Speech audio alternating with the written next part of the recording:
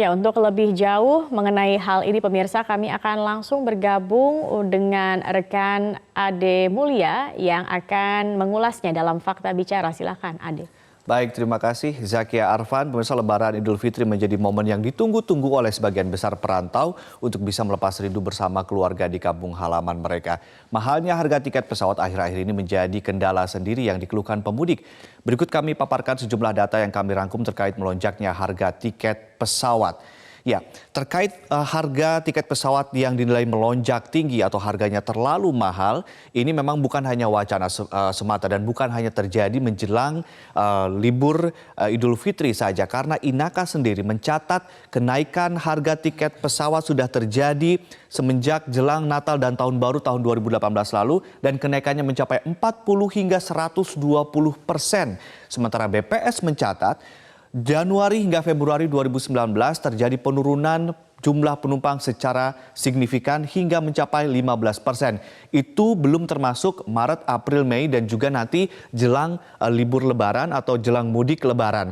Dan banyak yang memprediksikan bahwa jumlah penumpang pesawat terbang menjelang mudik ini akan mengalami penurunan yang cukup signifikan karena masyarakat di wilayah Sumatera dan Jawa lebih memilih jalur darat akibat mahalnya harga tiket pesawat. Ini yang kemudian sudah dipersiapkan oleh stakeholder mudik di jalur darat.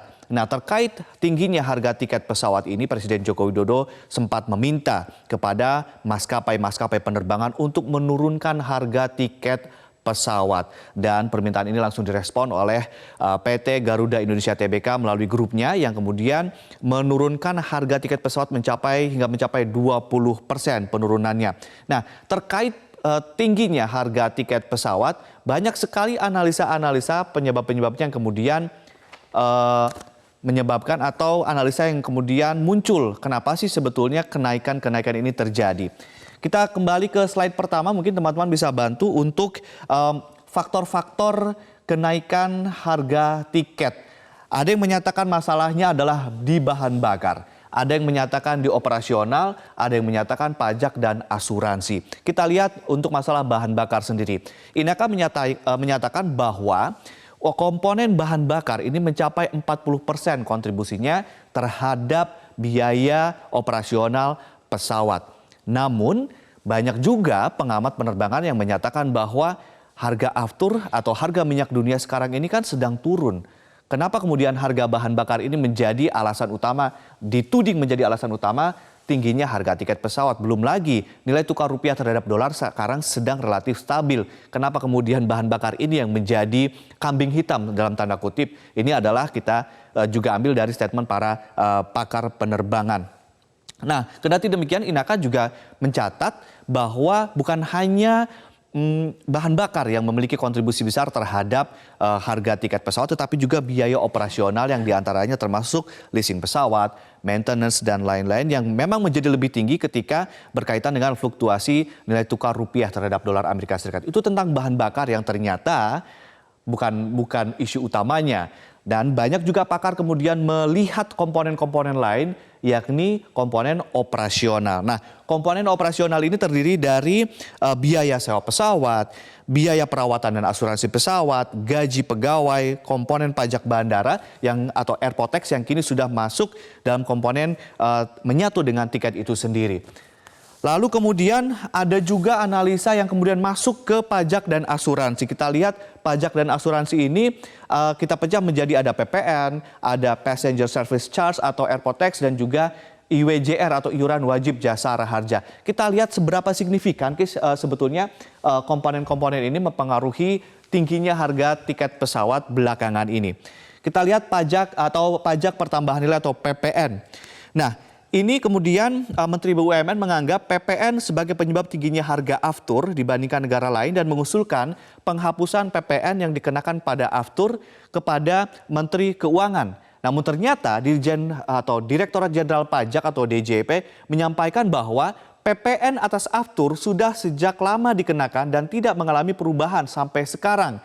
Artinya bahwa Dirjen atau Direktorat Jenderal Pajak menyatakan, penambah atau pengenaan PPN terhadap aftur ini kan sudah dilakukan sejak lama. Artinya ini tidak bisa dijadikan kambing hitam atau tidak bisa dijadikan dituding sebagai penyebab kenaikan harga tiket pesawat, dan kemudian bahwa operator penerbangan seharusnya memang tidak memasukkan komponen PPN ini kepada tiket, tapi membebankannya kepada sektor yang lain.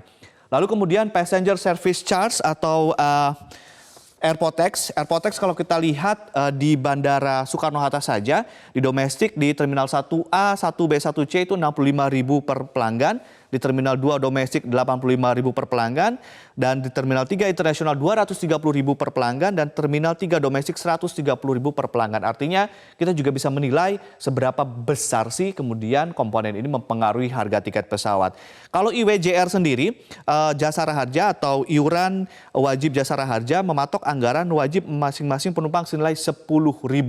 Jadi kalau kita lihat apakah betul bahan bakar, apakah betul operasional, atau pajak dan asuransi yang menyebabkan tiket harga atau harga tiket pesawat menjadi sangat tinggi. Kita akan lihat data berikutnya. Apa saja sebetulnya yang sudah dilakukan oleh pemerintah sejauh ini? Yang pertama adalah menurunkan tarif batas atas atau TBA. Yang kalau kita lihat atau dengar juga banyak analisa menyatakan bahwa seharusnya dilakukan atau peniadaan tarif batas bawah. Ini yang kemudian disuarakan oleh para pakar penerbangan dan direkomendasikan pada pemerintah. Yang kedua adalah rapat koordinasi dengan para maskapai penerbangan. Itu sudah dan sedang dilakukan oleh pemerintah. Lalu kita juga akan menampilkan apa yang disampaikan oleh Menteri Perhubungan Budi Karya Sumadi yang menyatakan bahwa selama evaluasi pihaknya terus mencari harga pokok yang didasarkan dengan waktu ketepatan maskapai atau on time performance, lalu aftur, nilai tukar, dan load factor atau tingkat keterisian pesawat sehingga masih bisa menurunkan tarif batas atas. Ini adalah statement dari Budi Karya Sumadi, Menteri Perhubungan. Nah, sumbangsih dari kenaikan harga tiket pesawat ini bukan hanya wacana seperti saya sampaikan tadi, karena memang dampaknya sangat signifikan terhadap perekonomian. Kita lihat BPS mencatat dampak dari kenaikan harga pesawat ini terhadap inflasi itu ternyata menyumbang 0,11% di bulan Maret 2019, dan secara tahunan atau year on year inflasi Maret 2019 tercatat 2,48%. Ini sumbangsinya dari kenaikan harga tiket pesawat. Kita akan bandingkan juga harga tiket pesawat domestik dan luar negeri. Kita lihat langsung domestik yang harganya atau nilainya jauh lebih mahal jika dibandingkan ketika kita bandingkan dengan harga tiket untuk rute internasional Jakarta Kuala Lumpur, Jakarta Singapura, Aceh Kuala Lumpur, Medan ke Singapura. Nah, pertanyaan yang saat ini kemudian mengemuka adalah benarkah harga tiket pesawat ini harga tiket pesawat yang mahal ini akibat aftur, akibat biaya operasional, akibat pajak, lalu kemudian juga akibat komponen-komponen yang lain, atau memang ada yang lain yang kemudian tidak diungkapkan ke publik, sudah menjadi rahasia umum. Masyarakat juga memiliki informasi bahwa jangan-jangan ini ada kartel atau dugaan kartel di industri penerbangan Indonesia. Ini yang kemudian perlu dikaji lebih dalam, sebetulnya kenapa harga tiket pesawat ini begitu mahal. Dan pemirsa, itu tadi data-data mengenai harga tiket pesawat yang menjulang tinggi atau meroket begitu. Dan pemirsa, tetaplah bersama kami, Metro Pagi Prime Time akan segera kembali dengan informasi lainnya.